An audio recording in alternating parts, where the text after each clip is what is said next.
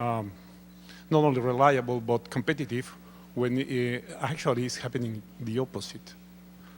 Yeah, so excellent question. So if I understand correctly, the question is very focused on, as the technology continues to evolve and as more technology advancements occur, is it economically viable for a company the size of Microsoft to stay as deeply entrenched in the key areas in order to stay profitable, to stay in business, and to stay as innovative as we need to be in the consumer space?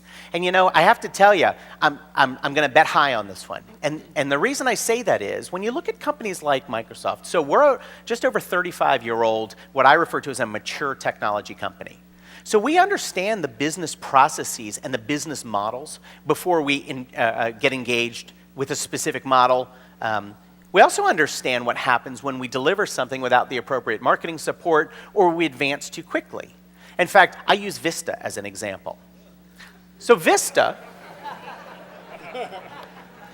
now realize Windows 7 is out. Most of you should be up to date on Windows 7. But I say that in the sense that we rolled out an operating system. When you peel the covers back from Vista, Vista was actually a very interesting operating system. It had a lot of great capabilities. It had a lot of new features, a lot of new capabilities. What it did, though, was it actually forced people to utilize a hardware model that didn't exist for most of the PCs that were out there. And rightfully so, we had an opportunity to work with the hardware manufacturers that we probably could have worked closer on, and vice versa. And so while we have missteps in some of the way we do some of these things, we learn from those.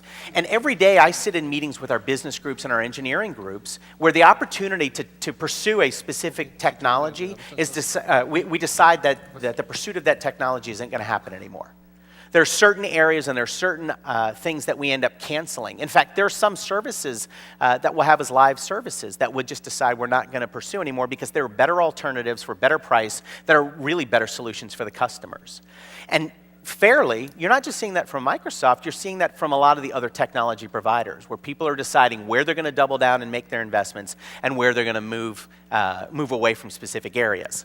We're still looking at the 4 core tenets of how people are interacting with information around the desktop, around the mobile devices. In fact, our model there is actually a 3-screen approach. It's the traditional desktop model, the small screen model, and the evolution of what's moving into the home model, so onto the television type of a set.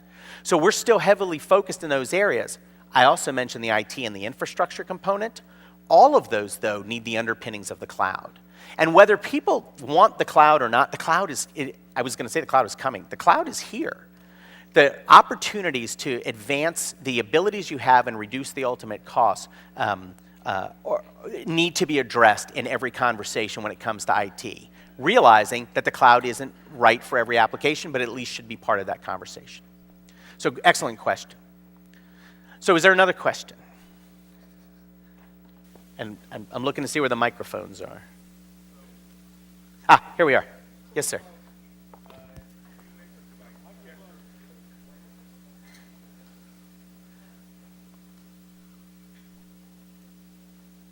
It's a Vista microphone.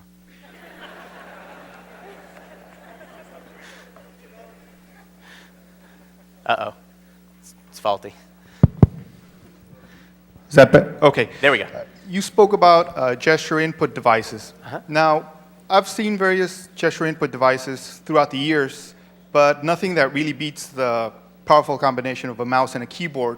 So I'm left wondering, how do you envision gesture input devices beating the keyboard and mouse in business applications, everyday work operations?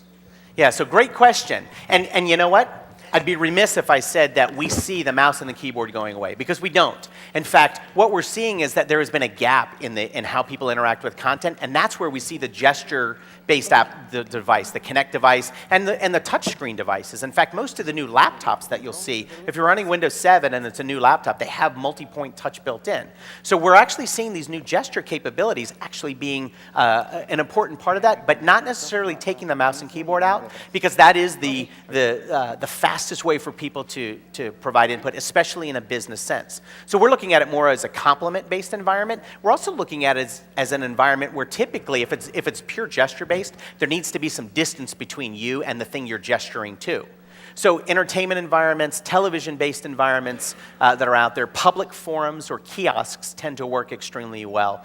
But the technology can be used for many other things, as I was mentioning. There are medical-based applications, there are occupational therapy-based applications. So we look at it really as a complement, and the mouse and keyboard still being there for as long as we can tell. We don't see any change in that. In fact, I didn't mention this, but it's important to understand, the way Microsoft looks at technology, our goal is to be focused on software. We want to be able to make software to solve the problems of the world. That's kind of the big mantra that goes on within the Microsoft headquarters.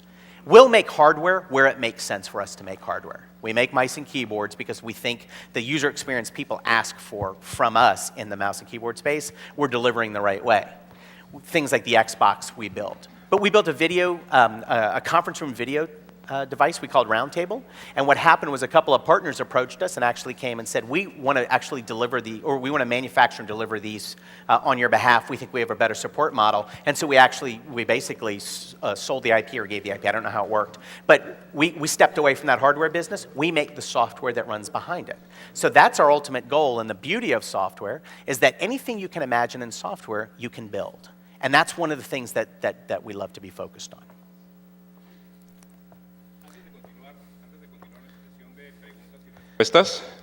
Antes de continuar nuestra sesión de preguntas y respuestas, estamos seguros que por aquí habrá muchas personas que querrán hacer preguntas en español y por eso vamos a esperar a que ya mandamos pedir un aparato traductor para nuestro conferencista. Mientras tanto, por ahí vi que alguien había levantado la mano. No sé si la siguiente pregunta se va a hacer en inglés o en español. ¿La pregunta la haces en inglés? Adelante, por favor. Y también nuestros asistentes, por favor, el aparato de traducción.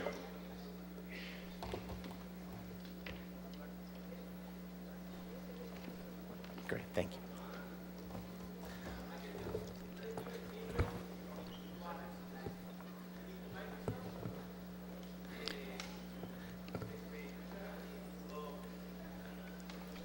Perdón, discúlpame.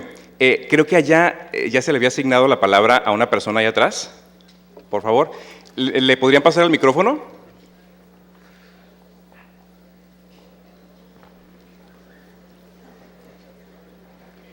Y si gustas hacerlo en español con toda confianza, tú tranquilo.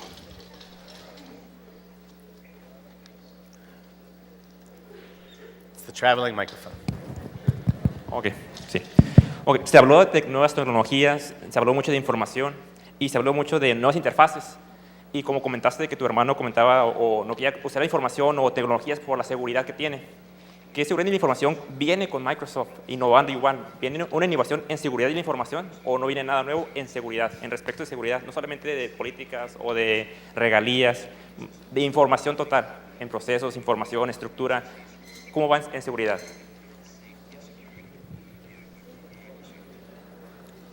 So an excellent question, and I appreciate you looking at it from an angle from the security, the privacy, the safety aspects that are out there.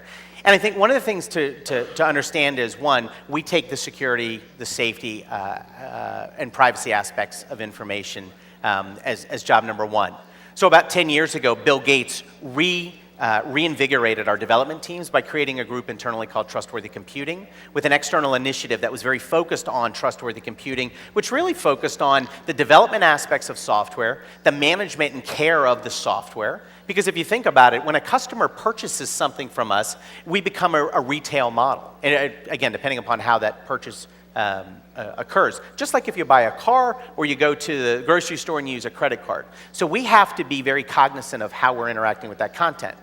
The other piece to that, or the other angle, is the citizenship component, which is where does Microsoft see itself in dealing with that information in the community? So we have leads in every country that are focused on not only what the requirements are within the country, but in how we can be a good citizen. And in fact, I'll use the Xbox example as a great example. We know that there are issues with online predators, especially where there are children involved and there's gaming involved. So we built a set of family or parental controls into the Xbox platform Now, I have 3 children at home, 2 of which are of game playing age. My 3-year-old hasn't figured out that she's not really playing Xbox when she's holding the controller, so don't tell her. But what I do is I turn on those controls, and the reason is I don't want people on the internet to just become friends with my children in a game playing environment. Because my children, while we've had conversations that if they don't know somebody, they don't necessarily know that that person is or is not a 15-year-old child that wants to be a friend of theirs in the gaming space. But I want to know who they're participating with and what they're participating about. So we look at those types of controls, whether it's with Xbox, whether it's with Internet Explorer, whether it's with Windows, or whether it's with a mobile device that we can, from the swipe of a button, have an IT administrator erase a phone if they happen to leave it in a taxi or at an airport. We look at that as a responsibility that we have. And we do take it very seriously. And again, we focus on that citizen aspect of not just knowing the rules and requirements, but how we participate in that space. But excellent question. Bien, ahora sí, la persona que estaba por aquí enfrente. Yes, thank you.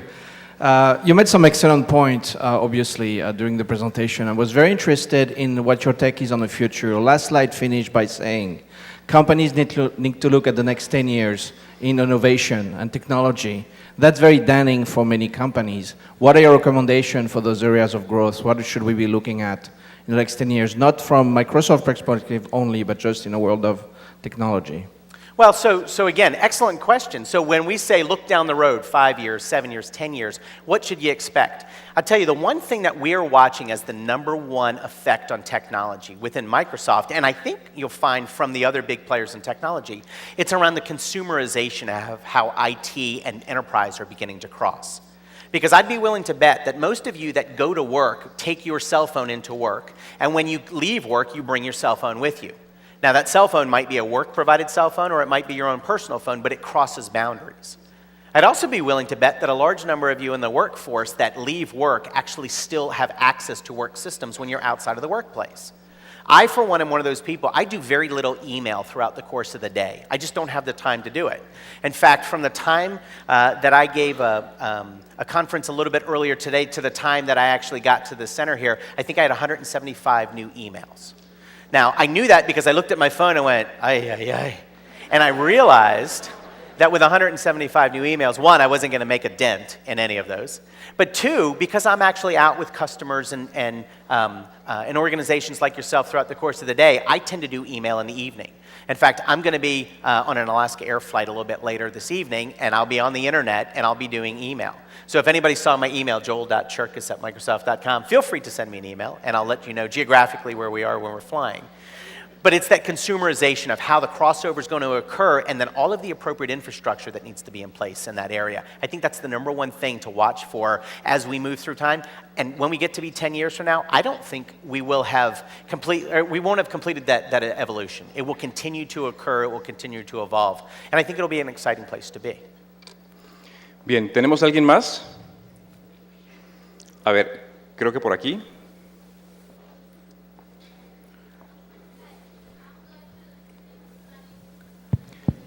A ver, allá hay una persona con micrófono, nomás que no está prendido.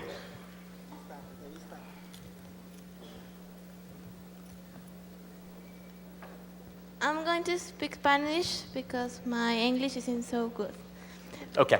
Mi pregunta es si usted cree que la tecnología está rebasando a los seres humanos, a las personas comunes. Porque, por ejemplo, en una fábrica hace 10 años aproximadamente, se utilizaban alrededor de 100 personas en algún salón como este.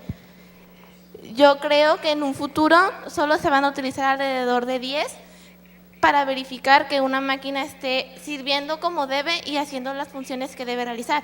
Entonces, es una baja en la economía de la población. Okay. Yeah, so you actually bring up a very good point. But realize the